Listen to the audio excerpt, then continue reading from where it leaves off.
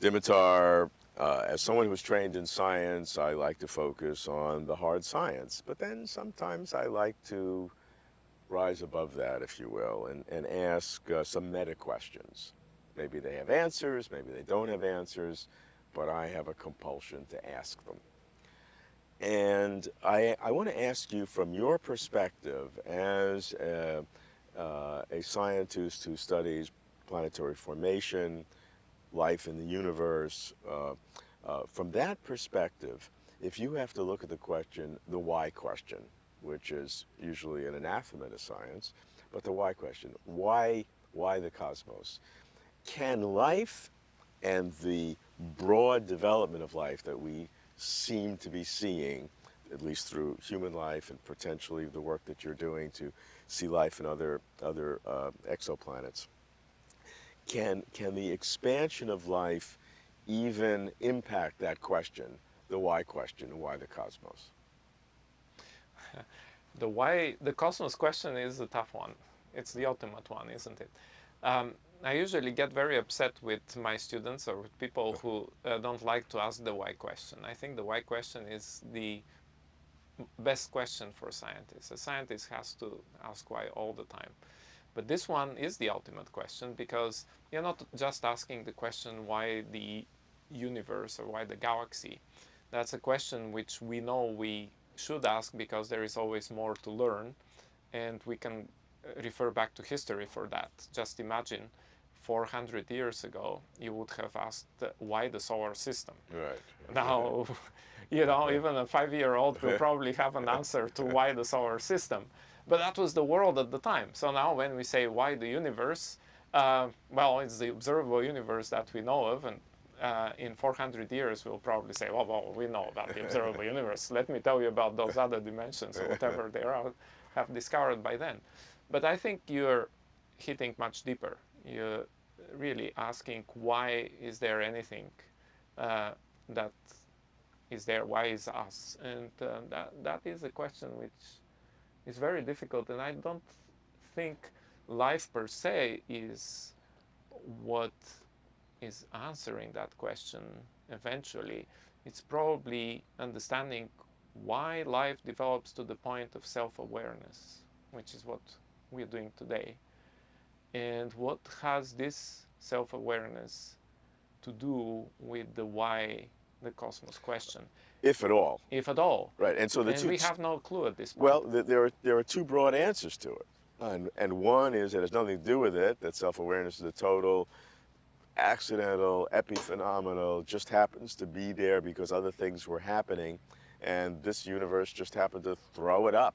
Uh, and we think it's special because we're here, and we wouldn't ask the question if we weren't here, so that's kind of obvious.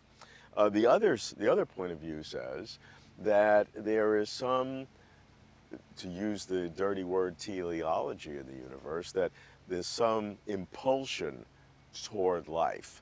To see life impelling a teleology to the universe is not the province of religion, which it may be, but I'm not talking about that. I'm talking about, hard scientists who wonder about the universe and think hard about it, wonder if that may be the case, that life itself, as it grows in the universe, is so remarkable, life in general and sentient life for sure, and so odd that and growing one way or another in the universe, that there is something special about that, and therefore can feed back to begin to answer the why question. I would then venture not to ask the why question before we know a little bit more. It may be the wrong question. Well, in this case, what can you learn? Tell me, simulate for me what you possibly can learn that would either say that the why question is a wrong question, or could potentially give credibility. Well, let me try.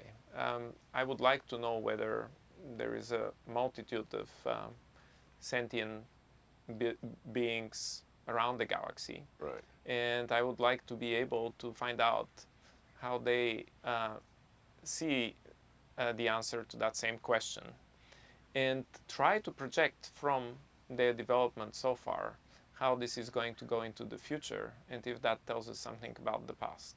Because the why the cosmos question is a historical question. Mm-hmm. You're not asking why is the cosmos going to be here 10 billion years from now. You're asking me why is the cosmos here now, but was also 10 billion years ago, and particularly 14 billion years ago, and maybe even before that. So historical question is sometimes impossible to answer because you don't know the initial conditions. And so if life has anything to do with that, we'll have to either extrapolate and then try to go back in time in that way. Simulate both ways. Simulate a million years from now, a billion years from now. And let's assume human beings are lucky enough to still be alive in some evolved form or whatever, and still with a desire to learn about science and the universe. And we have two opposite conclusions. One, we've investigated with giant telescopes on the far side of the moon and all sorts of telescopes. And you know, as far as we look to billions of light years, there's zero. There's no life whatsoever. Or the alternative, that life is very prevalent in sentient life. What could either feed back to the ultimate why question?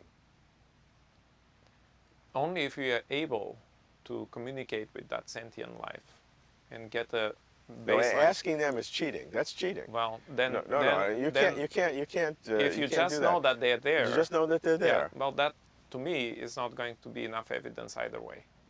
So we are back to square one. It's either the answer has something to do with physics or even beyond what physics can teach us. In other words, I don't want to rely on other sentient beings telling me what the answer is. That's cheating. Okay, so that's not what I was suggesting. Of course, that's cheating. You know, somebody else solved the problem for you.